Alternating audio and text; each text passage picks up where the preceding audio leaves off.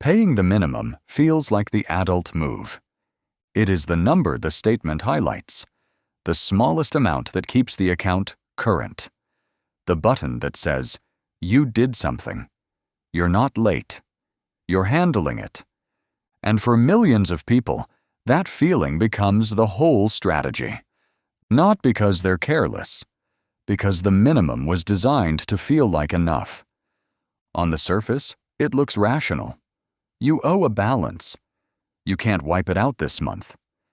So you pay what the system asks, on time, every time, and the anxiety drops. Late fees avoided. Credit score protected, at least for now. Identity intact. I pay my bills. But money psychology doesn't only track what you pay. It tracks what your brain decides the payment means.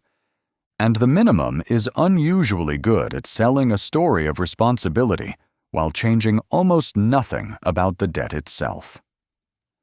Here's the first quiet trick. The minimum is framed as a solution, not a symptom.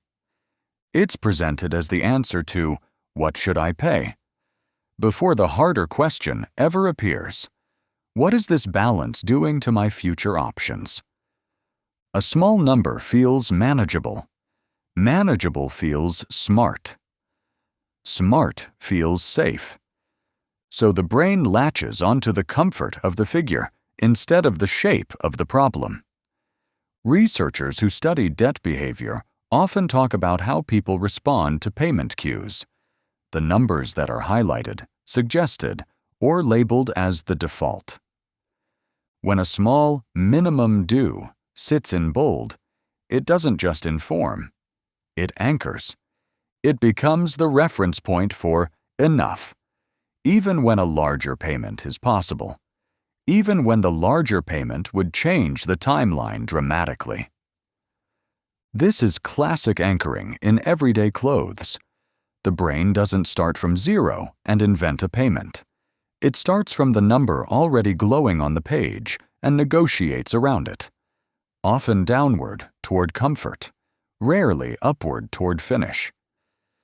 The minimum doesn't only collect money, it teaches a definition of completion. Then comes the relief effect. You open the app. You tap pay. The confirmation appears, and for a moment, sometimes for days, the emotional weight lifts. That relief is real. Humans are wired to treat completed tasks as closed loops.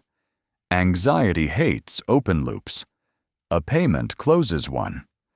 But closing a loop is not the same as shrinking a problem. This is where minimum payments become a psychological trap instead of just a financial schedule. The brain gets a clean hit of done. The balance, meanwhile, may barely move, especially once interest, fees, and new charges quietly refill what the minimum removed. So the month can feel disciplined while the debt behaves like a revolving door. There's a second layer, the difference between being on time and making progress.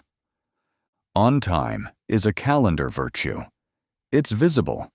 It's measurable in binary. Late or not late. Progress is quieter. It lives in the slope of a balance over months. How fast the principal actually falls. How long the calendar would need to clear it. How much of each payment is interest theater instead of principal reduction. Many people optimize for the virtue they can feel immediately. I paid on time again. Fewer people track the virtue that only shows up later. The balance is meaningfully smaller than last year. There's also a status story attached to punctuality. In a culture that shames lateness, being current can feel like moral safety, even when the underlying balance is barely changing. The minimum feeds that safety. It lets someone say, truthfully, "I didn't miss a payment," while the deeper metric of freedom stays almost flat. The minimum is built for the first virtue. It rewards punctuality. It softens the second question until it almost disappears. Then there is the invisible math of time. A tiny payment stretched across years doesn't feel dramatic in any single month. There's no crash, no single bad decision moment, just a long, polite timeline that most people never fully picture. Interest works in that fog, not as a villain in a cape, as a background process, a little each cycle. Easy to ignore because it's rarely experienced as one painful event. That's why minimum-only paths can feel calm and still be expensive in years of life and money. Calm is not the same as cheap. Calm is not the same as free. Calm is often just the emotional product of a payment that was sized to be survivable, not sized to finish the story. Look at how the system is shaped. Statements highlight the minimum. Apps make that button easy.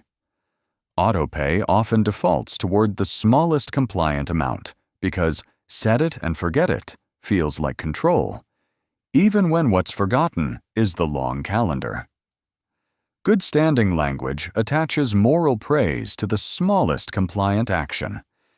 If the goal of a system is repayment as fast as possible, the highlighted number would feel different.